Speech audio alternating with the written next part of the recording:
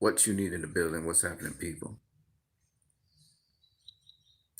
So, Deontay Wilder is on record as speaking about responding to Floyd Mayweather's offer to help Wilder. Basically, Mayweather said, once he's got the basic fundamentals down, we can take it from there.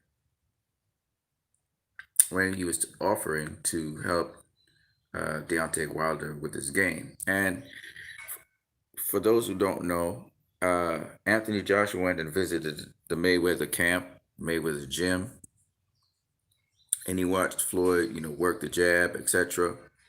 And my suspicions are that Mayweather undercover was helping Anthony Joshua um, with his rematch against Andy Ruiz. Now I don't know how true that would be, but I do think that because I do know the Mayweather camp and Mayweather Promotions does support Anthony Joshua. I remember when Mayweather went across to the UK again.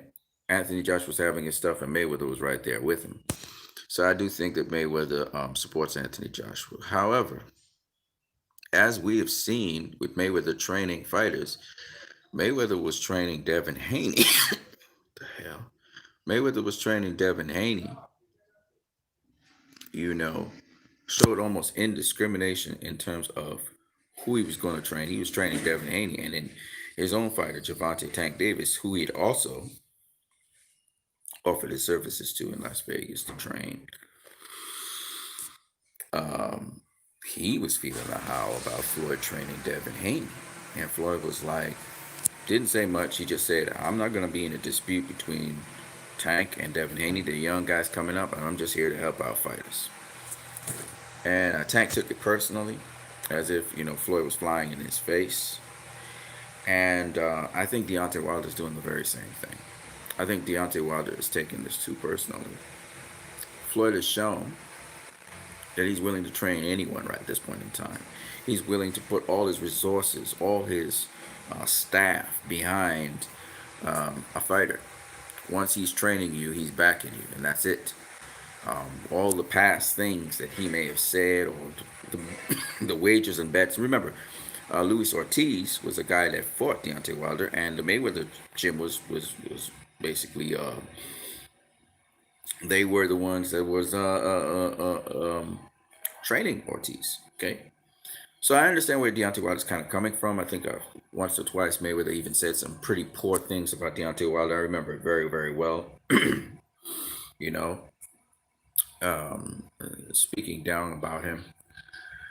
But I do believe that the loss, especially after Deontay Wilder lost, I think Mayweather was,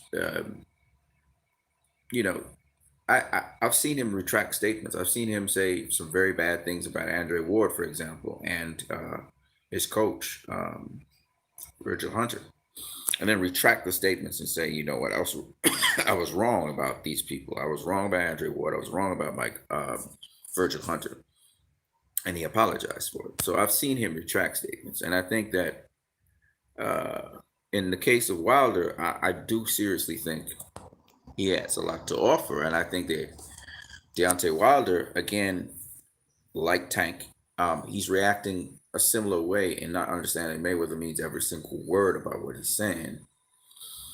There's something about Wilder and his camp that kind of has me wondering, To me, Wilder seems to have a lot of yes men around him, a lot of guys who agree with him. And if you don't agree with him, like Mark Breland didn't agree with him, he's going to actually villainize you. And I get that feeling that um, that that he villainized uh, Mark Breland, because I can't see why you would remove Mark Breland. Mark Breland is responsible for the style that you do. He's responsible for how you deliver that right hand, how you deliver your power. Mark Breland's been the guy behind so much that's made Deontay Wilder successful. To remove Mark Breland from that equation tells me that that's an ego move. That's an ego trip, and he's not able to get past. He's not able to get past that and be flexible on certain things and allow Mark Breland to do his stuff. So that's very disturbing because to hire your buddy, your pal, um, a fellow boxer like yourself, but a buddy and pal, by removing Mark Reeling, makes absolutely no sense to me. Unless you got somebody big in the background who's assisting you, maybe George Foreman or whoever. But um, I truly believe that Floyd Mayweather definitely can give this guy help. And the way how Tank flipped the script, he humbled himself. He went to Las Vegas, started training under Floyd, started listening to everything. In fact, Tank even said, "Man, if Floyd said he wants to be in the corner, man, I'm totally for that. I need every single bit of help I can get." That humility. You remember, you can't really learn much in boxing if you're not humble, right? That humility is something that I'm seeing. Something's wrong with Wilder in that respect. I get that feeling that he's not humble enough to receive certain things. And that's sad if that is the case. But Wilder seems to be a guy who's humble. I've seen Lennox Lewis teach him a thing or two about the jab, and he was very receptive to it. So I can't see why he would, at this point in time, start to believe his own hype and do some really silly things. But youth does that. Young people. I mean, Floyd removed his father from the equation and had Roger Mayweather train him, so it doesn't really matter. I mean, to some degree, if Wilder wants to pursue the course of being the right hand bomber, he got that power. He's got the gift. So you know, but I just think it would make very good sense for him at this point in time to investigate what Floyd and what Leonard Ellerby and these guys could bring to the table for him. Now, remember, Leonard Ellerby and these guys helped Luis Ortiz. Luis Ortiz still lost to Wilder, so I guess all of this in Wilder's mind is like, y'all can't offer me nothing. Luis Ortiz couldn't even beat me. Y'all can't offer. But what he doesn't understand is actually there's a lot that they can offer him. Because if you look at Luis Ortiz's performance, it was fantastic. It was a fantastic performance until Wilder knocked him out.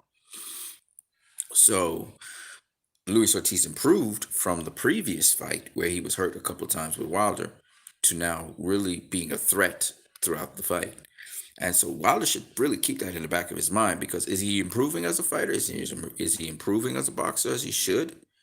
And why is he not improving? He should be looking at himself and reevaluating the situation to try and get better every single day, and not just consider just one dimension that he has only.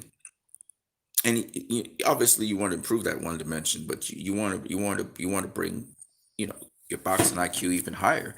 And the guy that Wilder's been copying himself after, which is the funniest thing in the world, has been Floyd Mayweather. When he talks like Floyd Mayweather. He carries the swag like Floyd Mayweather. And just because you lost a fight doesn't mean you can't continue along the lines you're going.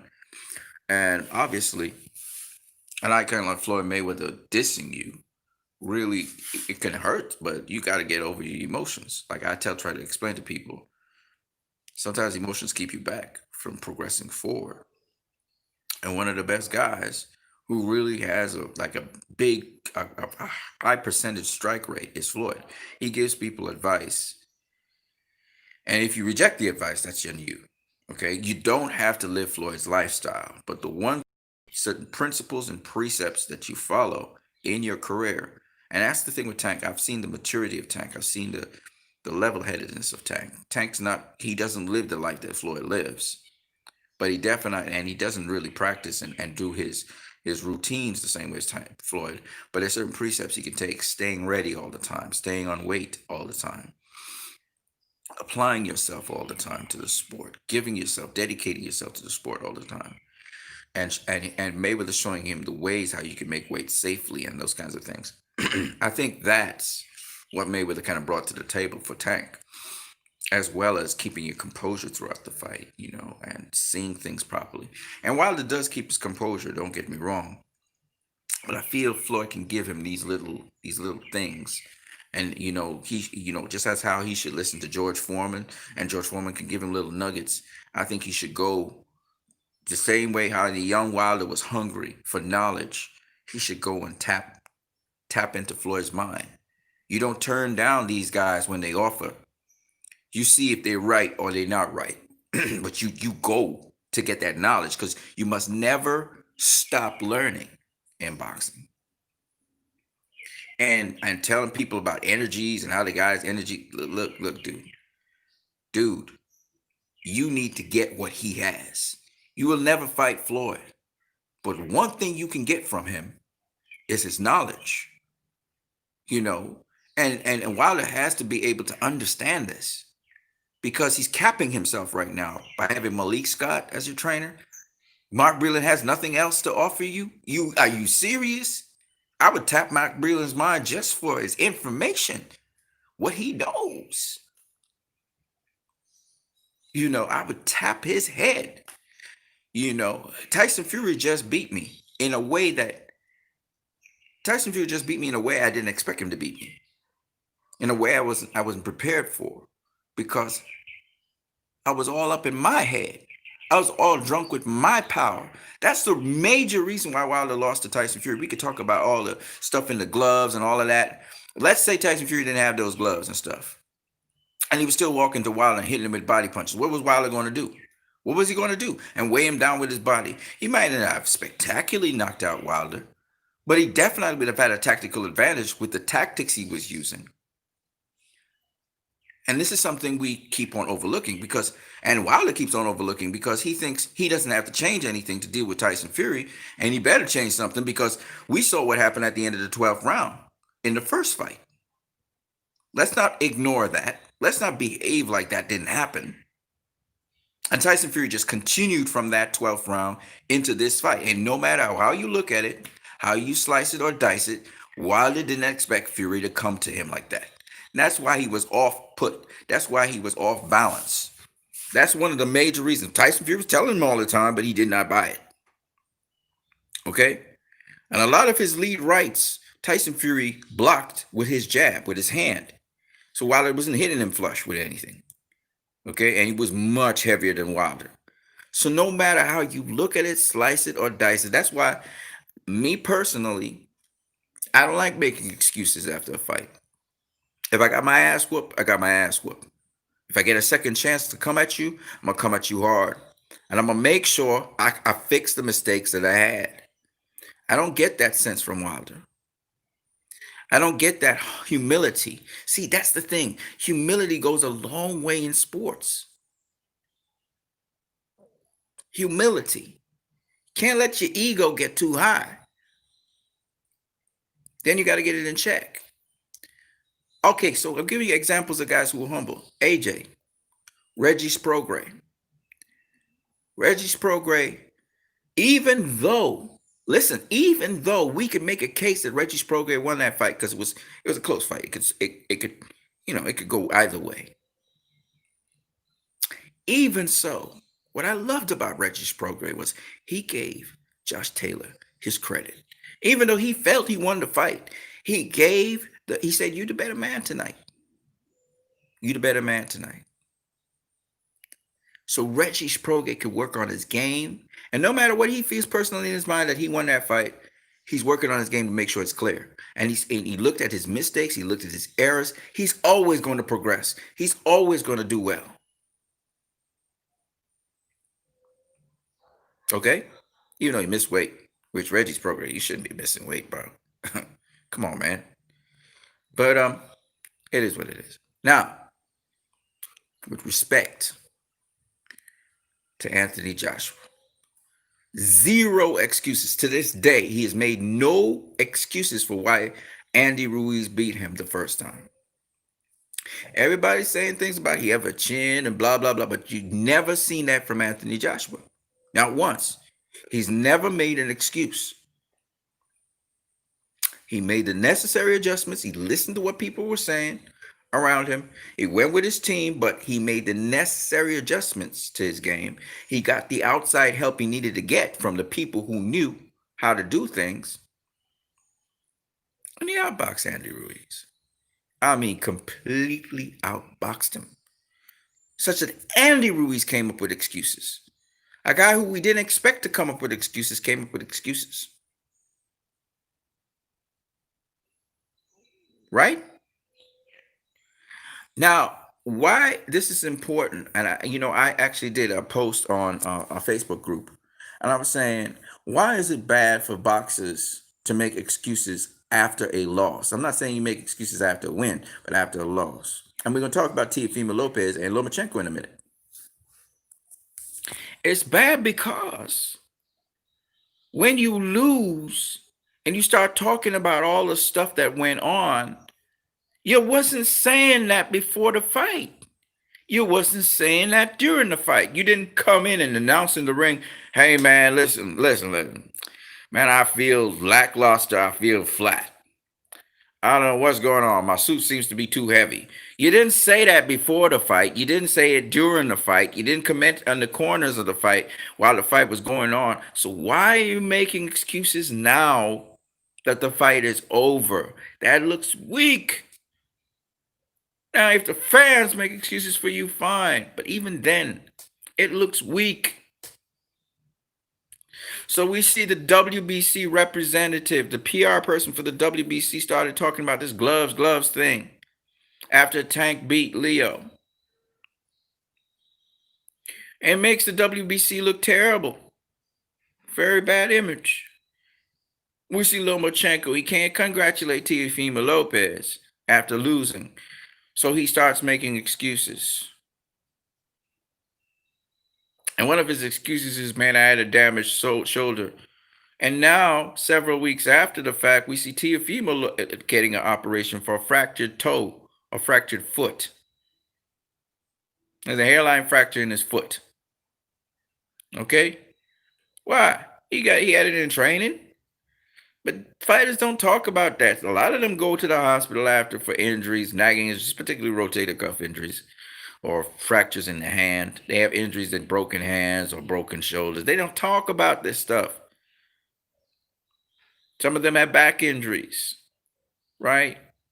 The guy who ended up out of the sport because of slip disc, Dimitri Pirog. Okay, he had nagging injuries throughout his career. Okay, nagging injuries, but he never talked about it. Whether he won his fights or lost them, he's not talking about it. And sometimes silence is golden, so you can make your repairs and make your adjustments and look out, take your precautions to look out for certain things that certain fighters would do that are cheating. And if you win the fight and you expose these things before the fight, look at Shane Mosley, for example, and Nazim Richardson. Due diligence. They did their due diligence, and that's how they was able to expose Margarito's cement inside of his gloves. It's cheating, right? Due diligence. But if you go into a fight, even though you got all the information and everything, but you focus only on stuff that went on around the fight. And again, I empathize with Deontay Wilder, but I'm seeing a certain attitude, and fans, we are actually um, we are encouraging that attitude to continue, and it's going to lead to failure, right? We cannot just deify certain fighters. We must be critical of them. And one of the things is I must be critical of Wilder is he's making a series of moves that tell me he wants yes men around him. He wants people who give him that soothsaying word, that soothing word. So he's happy that the community is behind him making excuses for him when strategically he did not have a good game plan to beat Tyson Fury to start with. Let's be real. All right, wasn't the suit, it wasn't the gloves. He didn't have a game plan for Tyson Fury. And while Tyson Fury cheated and should be held accountable for it, more than likely the commissions are not going to take this up, and more than likely the courts are not going to take this up because Deontay Wilder is not going to file a lawsuit against Tyson Fury, which he should do if he's really serious. Which means he's looking to have a third fight with Tyson Fury, but he's not ready for a third fight with Tyson Fury. Clearly, he's not. Malik Scott can't help you. Malik Scott can't help you win against Tyson Fury. Are you nuts? Now you're doing some crazy ass shit. Malik Scott can't. I'm telling you, Malik Scott can't, because that was his sparring partner. That's the guy that spars with him. That's his buddy. That's his pal. And his buddy and his pal will not get him there. That's immaturity. You need seasoned guys with seasoned eyes to give you a seasoned game plan. If you say Mark Breland failed you, then you should have somebody better than Mark Breland to deal with it, whether it's George Foreman or whoever. You need somebody seasoned who knows boxing very well to back you. So if you have that person, that's good. That's very good. In which case, I'm happy for him. Then I'm not going to really worry too much. Hopefully, he can refine his skill that he has and be able to deal with a guy like Tyson Fury, because Tyson Fury is better than he has ever been. And I do hope Tyson Fury learns from his lesson and does not take these. He doesn't take steroids. He doesn't also take get punches, gloves, and stuff that removing padding and shit. Tyson Fury needs to get confidence in what he does and stop cheating, because he's nonstop. He's been cheating nonstop, and some people question my pound for pound list because of him, and I can understand that. I can understand that, right? And I really shouldn't give him any blood. He shouldn't even be in the pound for pound list because he's a damn cheat. Okay, and he's a low life. Because this goes both ways on these guys. I have criticism for Wilder in terms of, and I'm not trying to be like playing both sides or anything, but I'm just saying he's a damn cheat. All right, he's a damn cheat, and he will be held accountable for his cheating because he says he's a Christian, so he knows God don't let that shit fly. He won't let it fly. Okay, and he cheated, and this is not the first time. He's on record cheating. He's undocumented record cheating at least 3 times before this. All right, he has 3 separate incidents where the referee had to check his gloves because they weren't on properly, or something to do with something was wrong with the glove. It had a hole or something in it, which was weird. And then the second time is with the steroid use that he had, and the third time was with in sparring, where he removed the padding from the gloves, and they clearly saw that, and he hurt a sparring partner unnecessarily. And it seems as though he not only removed the padding, but he put something in the gloves. How they got it in the gloves, I don't know. I don't know how. And it seems like the absolute replica of that happened in the second fight. So not only did they try to get Tyson Fury all sort of naturally steroid up and stronger, not only did he put on weight, not only did he technically have a superior game, but he decided to have an edge by putting something in his gloves. And I believe every single word that Deontay Wilder has been saying about that. I'm not, I know that I believe without a shadow of doubt Tyson Fury cheated. But here's my problem with Deontay Wilder. You're doing this after you lost. You're doing this after fans has talked about it a lot. You're doing this after, and then you're doing some really stupid things like firing Mark Breland. I say Mark Breland shouldn't be fired for this. I said it several different times. That's a guy that brought you up. That's a guy that refined your skills. So I don't understand Deontay Wilder. Now he's turning around, and Floyd is offering him to train him, and he disrespects that. What you got to understand is, and it's okay. He can go his own way. He can choose his own path. But a humble guy would actually take him up on that. He would pull his card. Let's see if he's bluffing. Wilder would pull the card, pull his bluff card. Let's see if this guy's for real. Let's check him out.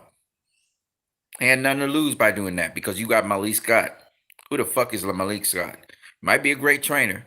Might be. You never know. He might turn out to be a great trainer, but as of present, he ain't helped Deontay Wilder win. I can tell you Mark Breland did. But hey, roll with who you roll with. Nobody's saying no. But at the end of the day, and George Foreman offered to help.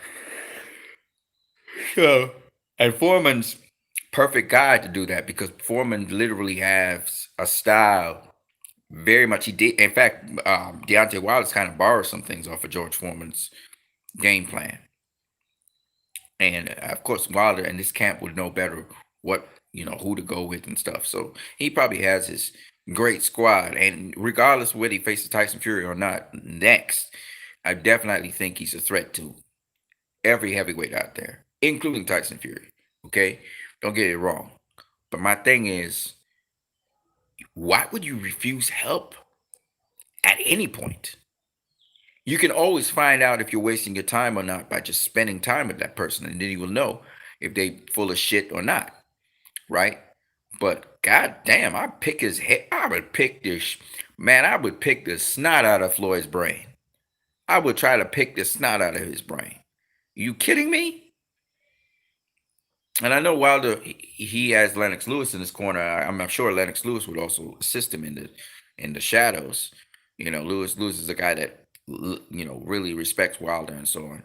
So I would see Lennox Lewis also, which is a heavyweight. These are heavyweights, and when you got those guys to counsel you and mentor you along the way, you really really don't need a whole bunch of other guys. But hey, shit, it's learning. I would ravenous. I'll be hungry all the time. I'm Floyd Mayweather. Are you kidding me? Mr. Defense himself, Mr. Offense, economical offense himself. Oh hell yeah. Oh hell yeah. I'm gonna pick his brain. I would pick the snot out of his brain. Oh, I'm going there to get something. I'm going there to get something. I'm not going to get nothing. I'm going to get something from him. And he's offering? Are you kidding me? This dude is offering? Well, shit, I'm going to take up that.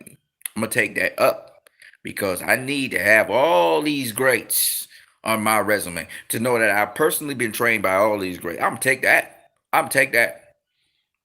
I'm going to be unstoppable.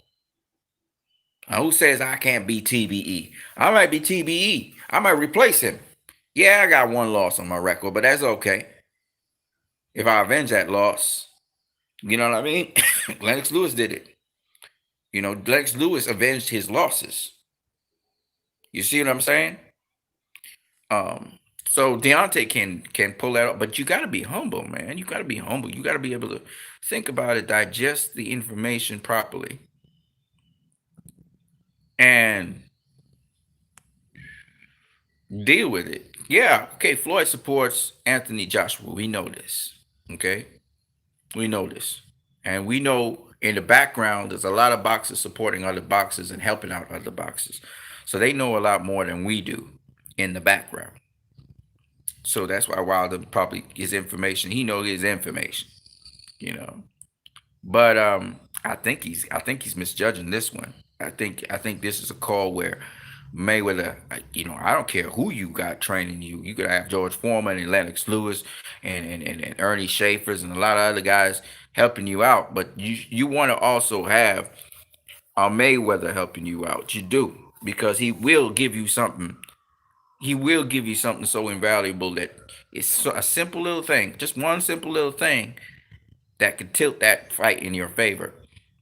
Because Mayweather said Tyson Fury cool, he a good boxer, but Wilder could beat him because he knows.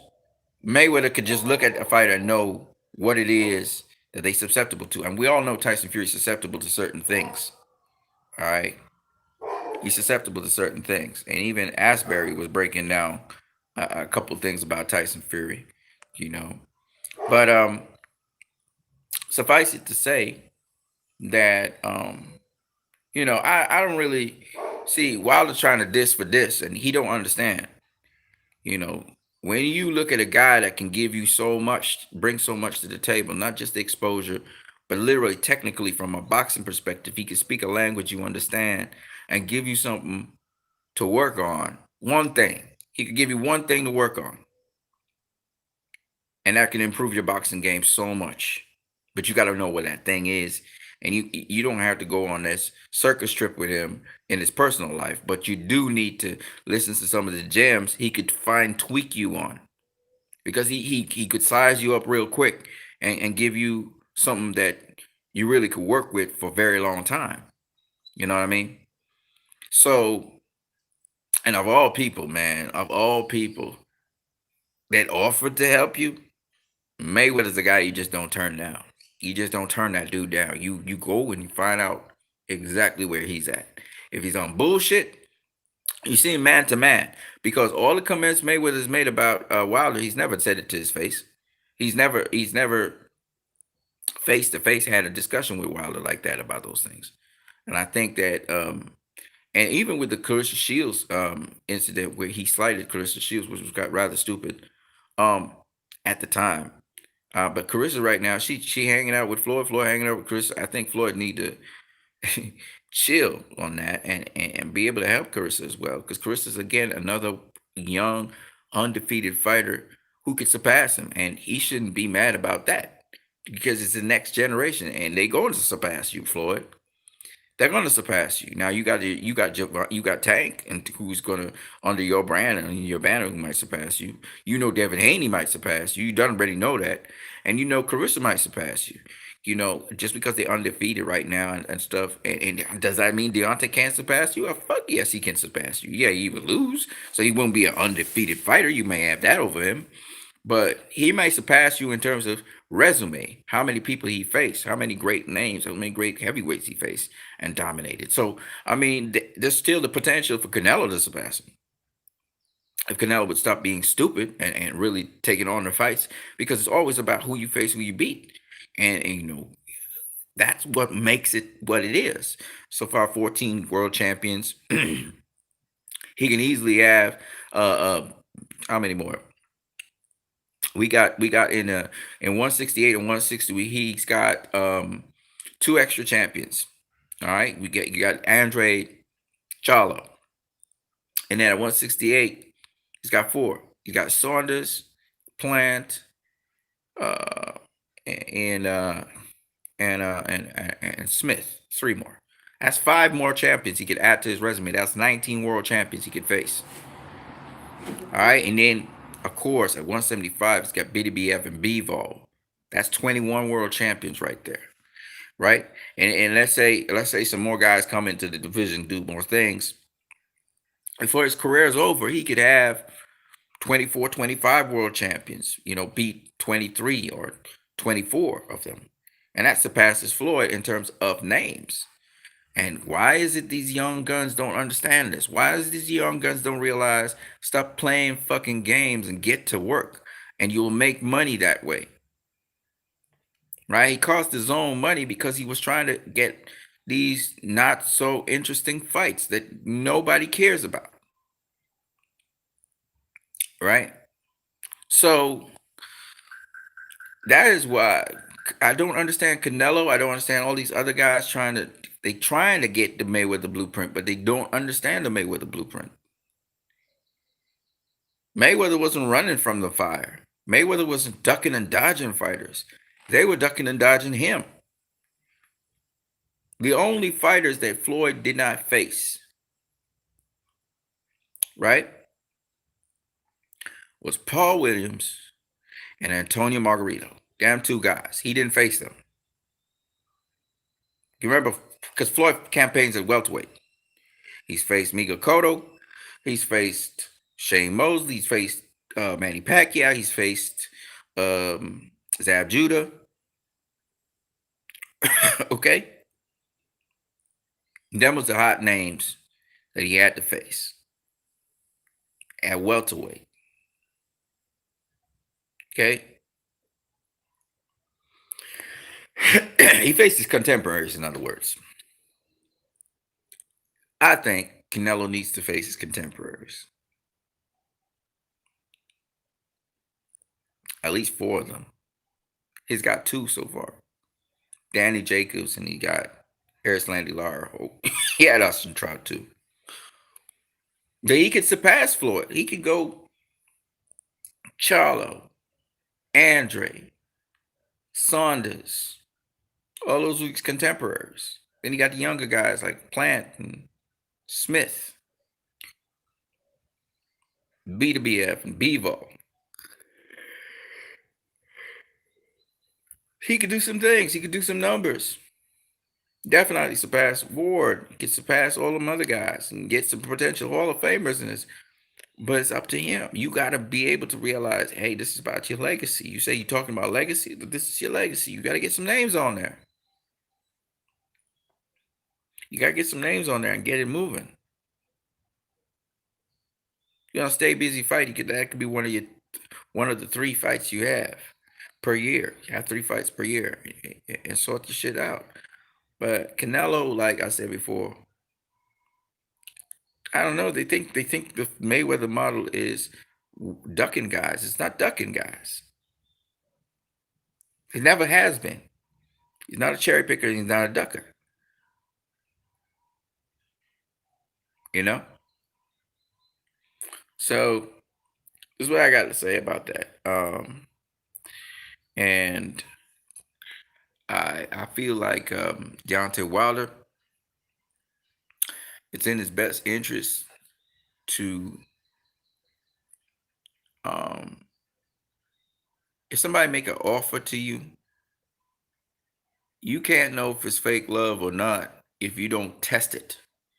And sometimes it's better to expose a person showing that they're showing fake love than saying that, because now you look arrogant.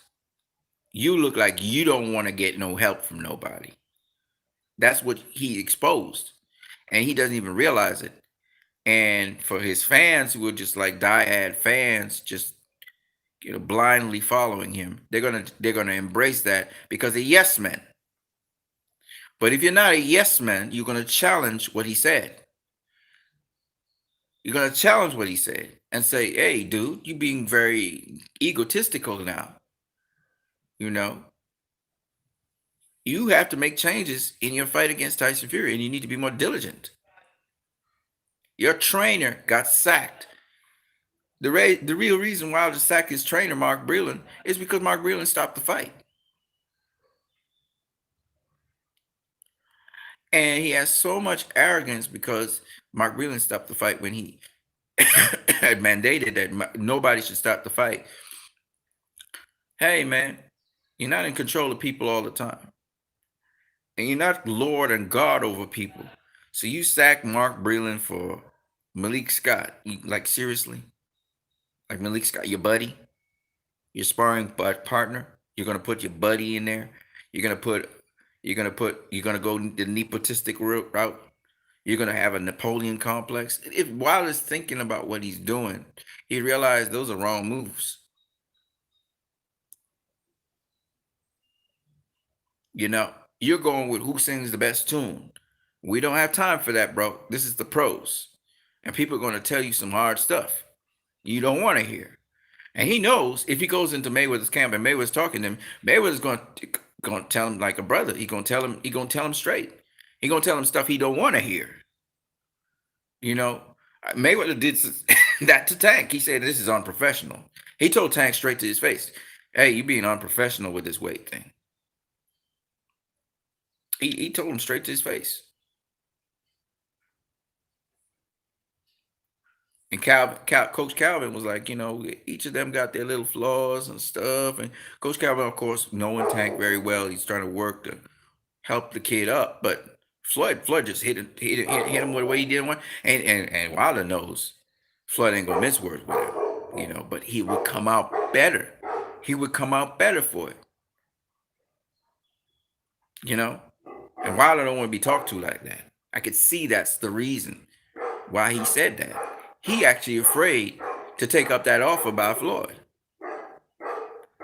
Because Floyd ain't gonna cut corners with Wilder. He gonna let him know exactly what it is, exactly what the situation. He's not gonna massage Wilder. We all know Floyd don't massage nobody. And Floyd even said it. He said, "Listen, if my fighter lose a fight and the judges gave him the fight, I'm gonna let him know you lost the fight. You lost it." He will straight shoot with you. He'll let you know exactly where you stand with certain things. But obviously he doesn't micromanage people and their lives. But he's gonna let you know, hey man, you can't be doing this. Even with Adrian Broner. Floyd had told Adrian Broner straight, hey man, what you doing sitting up watching fights right now? You are gonna need that energy for tomorrow. Sean Porter's a beast. He brings the heat. What did Adrian Broner say? Ah, man, I'm good, man. I got this down pat. He was not listening. He ended up in a fight where he needed the energy and he didn't have it. Right? It was a tough, tough, tough, tough fight. Show him over, bring it. And the point being,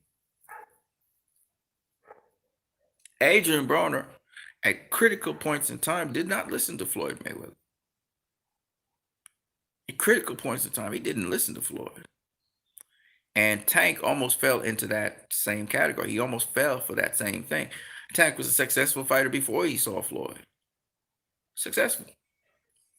But he had bad practices, you know? And that's the thing. You can't, in boxing, you can't be, you can get along, you can get by with certain things, but you can't get by forever. Right? Ask Roy Jones Jr. Roy Jones Jr. had the fundamentals. He knew how to box. But he also he also relied on his athleticism to some degree, his timing, his sense of timing, and his placement. And he did some very unorthodox things, which today, if you don't have the athleticism to pull it off, you get tagged. You have to stay fundamentally sound. You may have to block a lot of punches. Leo Santa Cruz was using an approach, something like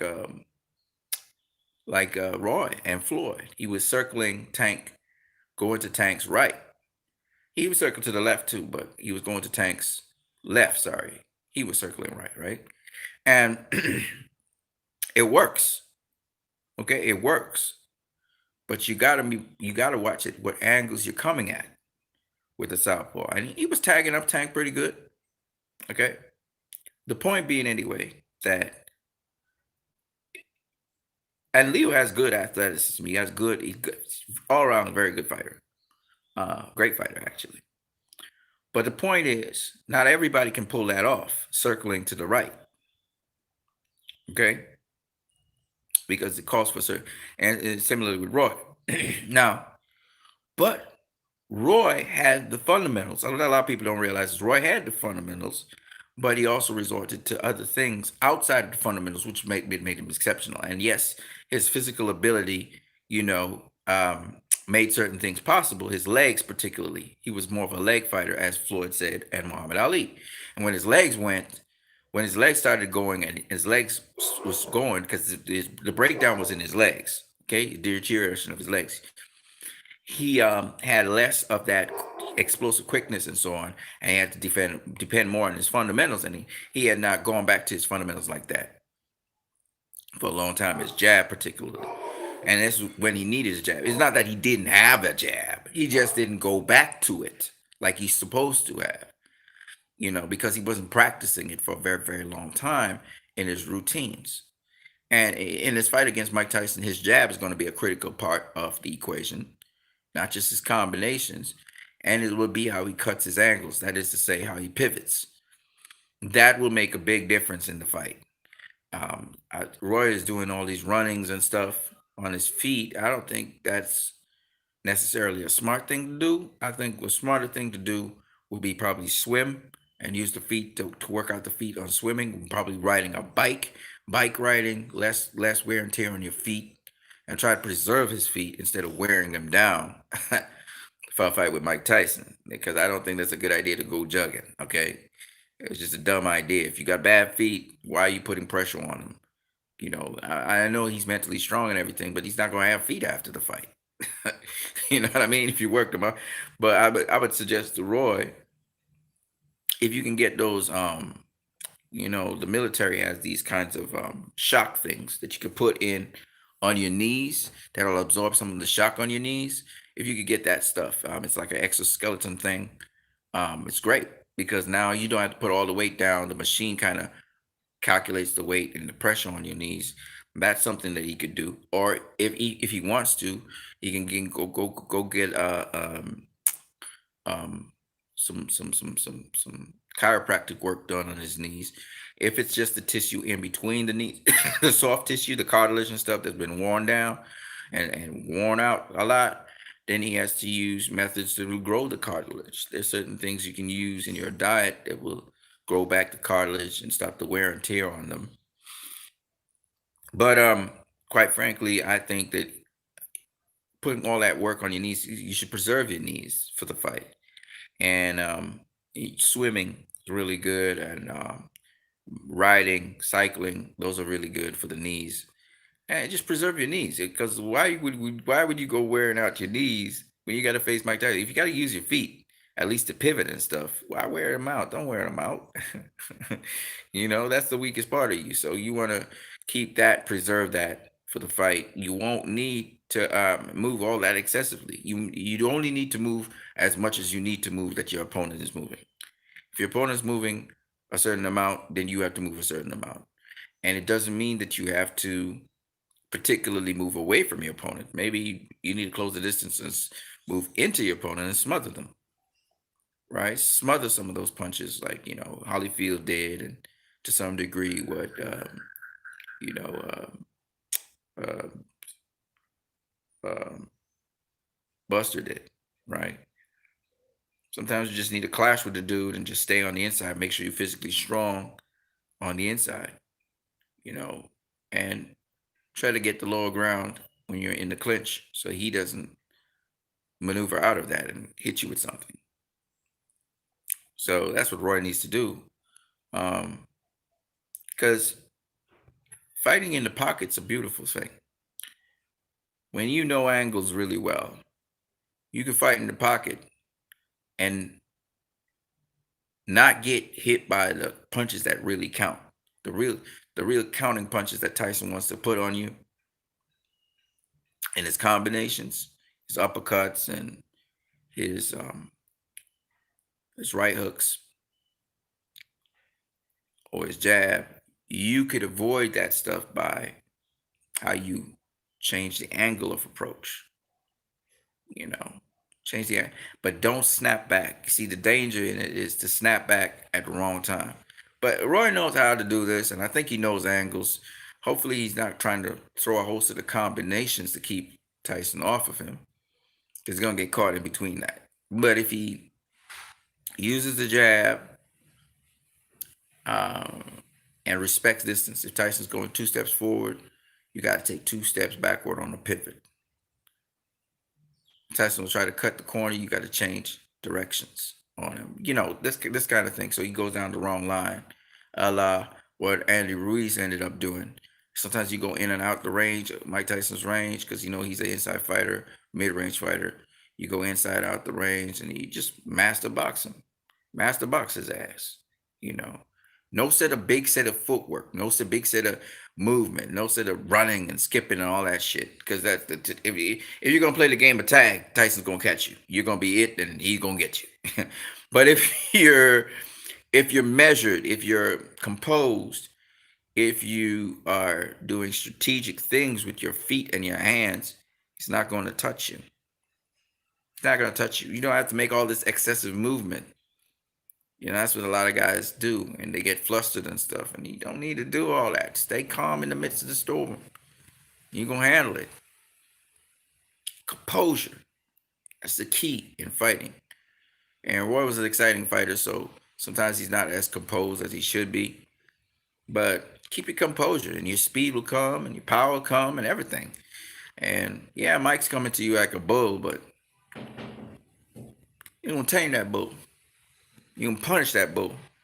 And punishing a fighter is not so much in putting a host of the leverage into your punches. Sometimes it's just placement. Just how nice you just touch into the body. Touch into the body with the spear jab. Boom. Not the spear jab, sorry. Stab to the pit.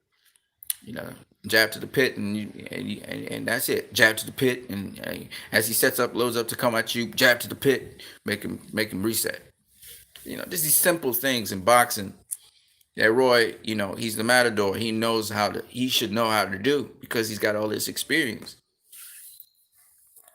It's Mayweather versus Tyson, totally different story. Mayweather would control that guy. He'd slow him down. Tyson wouldn't be able to throw as much punches as he want to.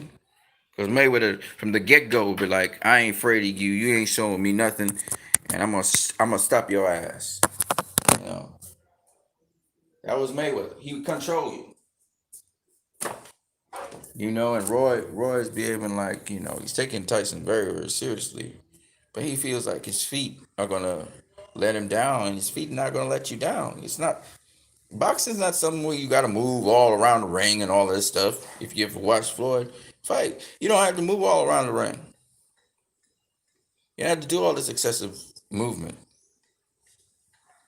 You know.